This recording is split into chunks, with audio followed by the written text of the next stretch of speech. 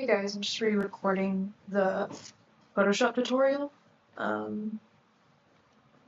Yeah, so this is on like post-processing once you've exported everything from whatever renderer you're using. Yeah, so I'm going to turn all these layers off to start with. And actually I'm just going to create a new file. File, new, and then you get this pop-up. And I'd like my units to be in inches, and let's do 13 by 13, because that's the actual size of the rendering that you'll end up printing. So you'll be able to work exactly at the scale that works. I'll just keep it at a resolution of 300, but sometimes I'd like to go up to like a resolution of 400 or 600 so that I have the option to scale my rendering to something larger, like a larger format at another time. But for now, we're just going to stay at a resolution of 300 pixels per inch. And I don't mess with the color mode or the background contents. For that, I really can just delete it. So create. And then we're adding rulers. I'm doing a Control-R to turn the rulers on the edges on and off. And then by clicking Shift, I can just start to click and drag a ruler over, and then if I press Shift, it snaps to a cleaner dimension. Actually, I'm going to do 15 by 15 so that it's easier for me to do the math rather than a 13 by 13. So I went over to my properties panel, and instead of 13 by 13, I'm going to do 15 by 15. So you can always change your artboard size. Control 0 to get it back to the center of my page, and now I'm just going to click on that ruler again and snap to 5 inches, drag one over for 10 inches, and I'll do the same in the other direction.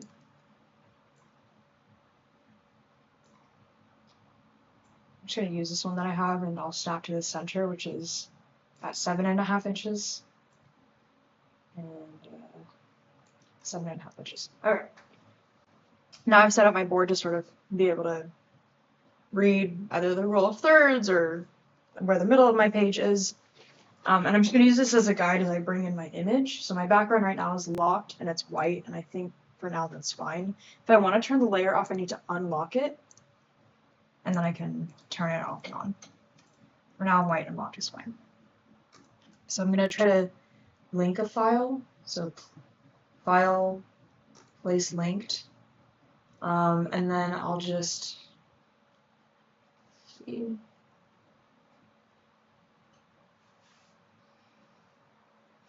It's fall 2023. Rendering. Okay.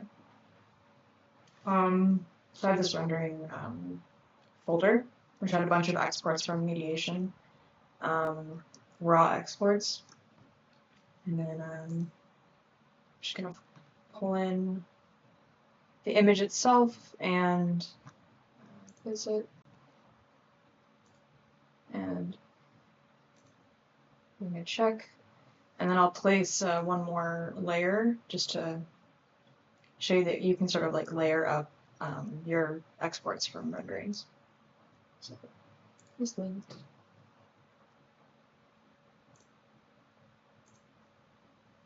Great. If I want to change the layer order of images, I can either press Control and bracket up and down, so not parentheses, brackets, and that just allows me to move things up and down, or I can always click on a layer and drag them. Great. I'll say this is rendering, and this is ambient occlusion. Not sure how to spell that. Occlusion.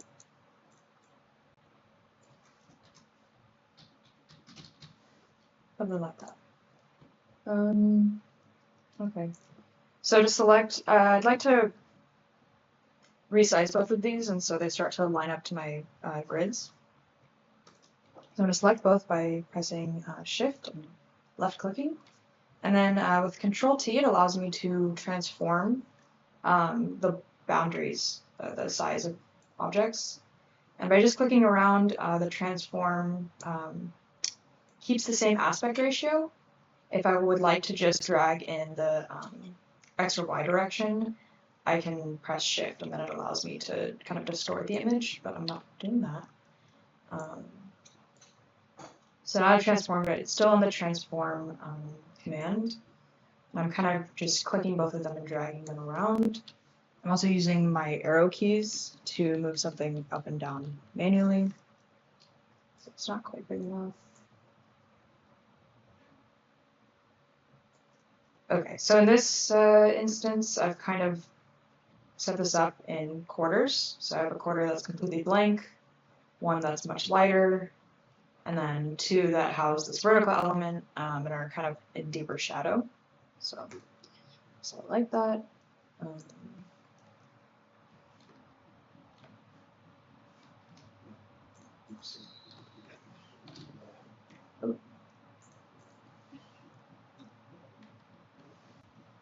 Great. Last thing I'll do, I just want to pull in another texture to kind of make it have a different reading. And so I'm going to file. I can either place linked, but in this case, I'm just going to Control O for open. And I'll go over to a textures file that I have.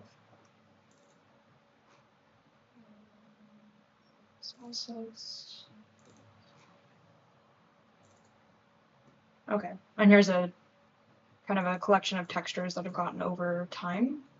Just by like every project I have, as I find textures, if they're high quality enough, I put them into my textures folder, and then I can just use them in the future for any project. So there are certain textures that kind of show up again and again in renderings that I do. I'm going to pull in a concrete texture, and then I'd also like to pull in a watercolor texture. I think it's this one. Okay. And I'll open those. Great. Leave those there for now. I need to create some masking regions that I can apply to the textures so they only fill up a certain region of my rendering. So I'll start with clicking on the rectangular marquee tool, and that allows me to make selections of anything in a rectangular shape. If I right click, I can also make an elliptical marquee tool, or like a single row of pixels, but I like to typically just use the rectangular one. Clicking and dragging gives me a general idea of the area that I want to make a masking region for. So I'm going to create a new layer by clicking this little check down in the lower right hand corner. And then this tool, Layer Masks, is something that I will click, and it creates a mask that will only show what is in white in the masking region, and everything that is black will be invisible.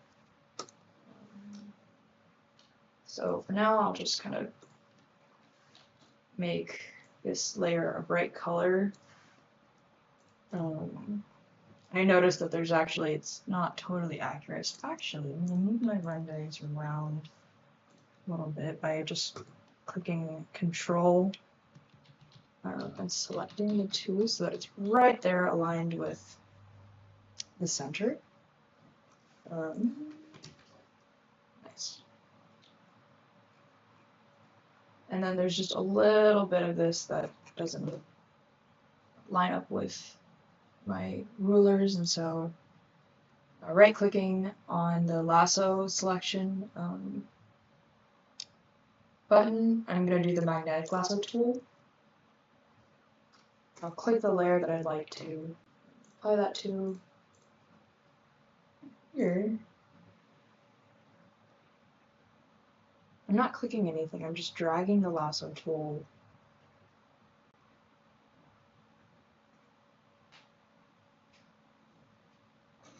and it's doing the selection for me, noticing where there's a higher contrast. So actually, let's see. Okay. Oh.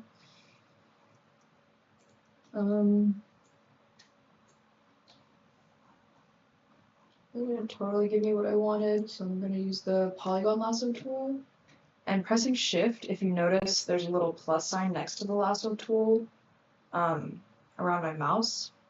If I click Alt, it'll give me a minus sign, and that means I'd like to add to the selection or subtract from the selection. So I'm adding to the selection. Oops.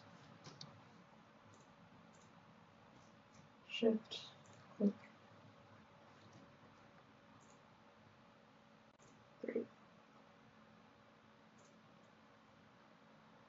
There we go. Using this polygon lasso tool, you need to close whatever shape you're making before you can do something with the selected region. Going back to my green layer, I'm going to make part of a little bit more of this white, which is on. Actually, no, just mostly black.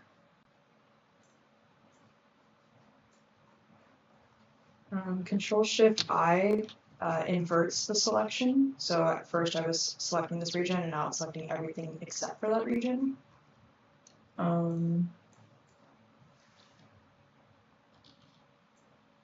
Just gonna... Okay.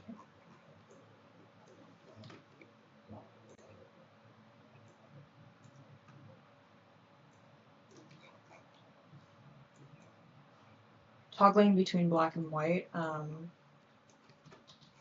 just drawing this region. Okay. And then I'd also like to draw this other region using my magnetic lasso tool. So clicking, and then again just dragging.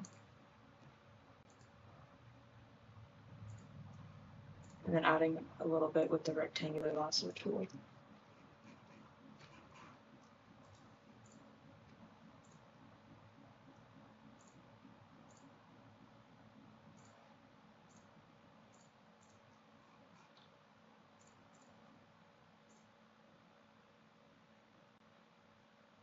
Great.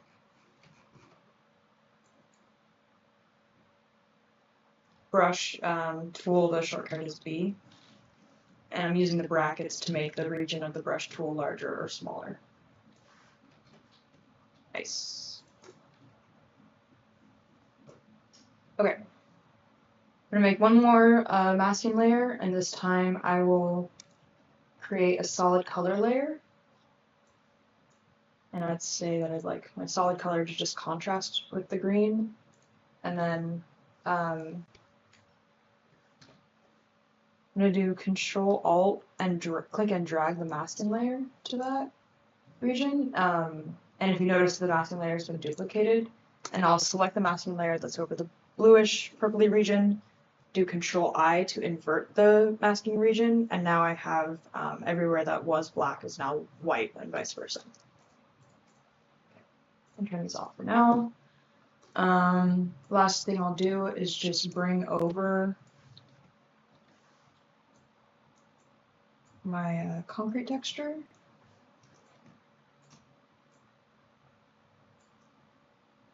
Cool, that's good enough. And I'll bring over this one as well. Control T to transform.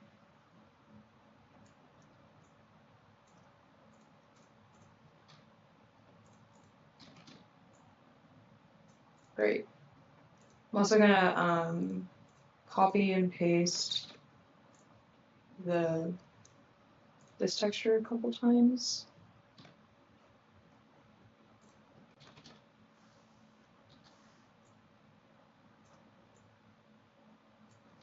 I'm trying to create a region that will kind of lay concrete texture over a specific part of my rendering.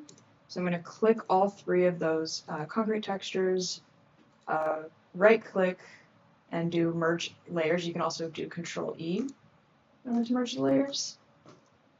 And then because this has some seams that I don't necessarily want to see, I'm you can either use a spot healing brush, which is the shape of a little band-aid, and kind of run it along the edges, which should kind of blur the edges of your layer. But I often like to use the clone stamp tool. You can use different brushes related, like you can pick the brushes you want to use. I have this one. The way you use a clone stamp tool is you're basically trying to grab the pixels from one region of your layer and apply them or paint them onto another region of your layer. And the way you start that is you select the layer you'd like to pull from, and then I have already selected the clone stamp tool. And pressing Alt, it allows me to select a region from which I will pull pixels. And I click, left click, and then I can start kind of clicking around. You can see now I just pull from various regions, doing Alt, click, and then that kind of creates a really nice texture that doesn't look like it's been repeated a bunch of times. Yeah. Okay. For these two, I will just do Control E and bring these two layers together. Great. Now I have my rendering. First, I'd like to apply this masking region that I made on the blue layer and bring it up to the concrete layer. So I did Control Alt and dragged that. Great. And then I'll just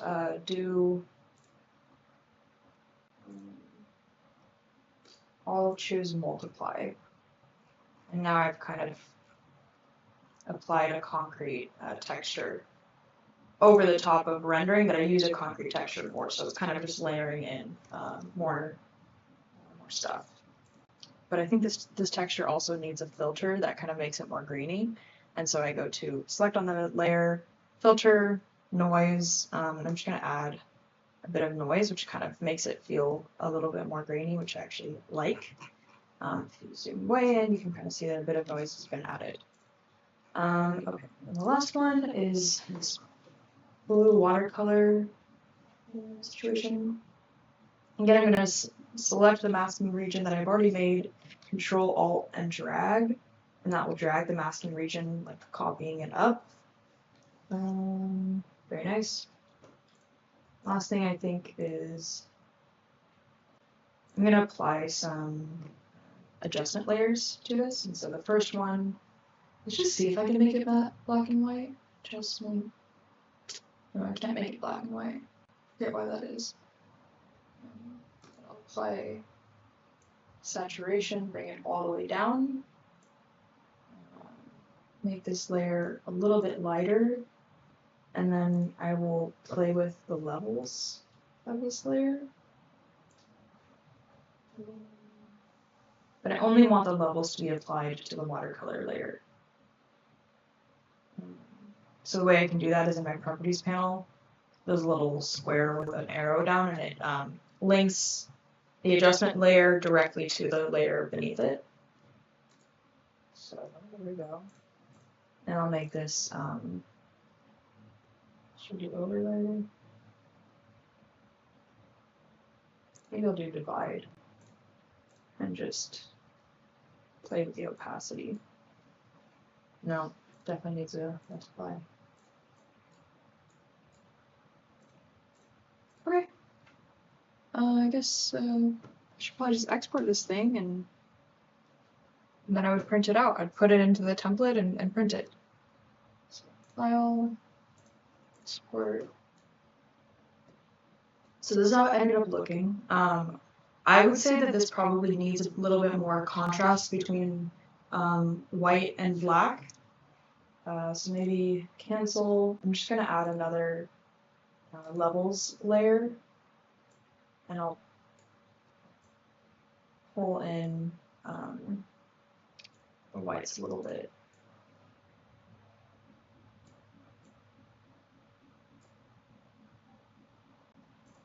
So you're just going to export as a JPEG. Feel free to make it as large as you can. So instead of PNG, I'll do JPEG.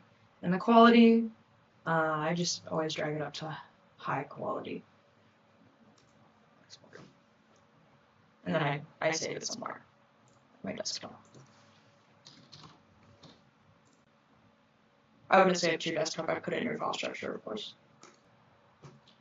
One more thing, actually. If I wanted this to be in black and white, which for this project I definitely do, if you go to image and mode, you can change it to grayscale. Merge layers. Okay, and that makes the whole thing into a black and white image. Every layer now just is full black and white. That also affected the kind of contrast of the image, which I actually really like the effect of, but something to note. Good luck, guys.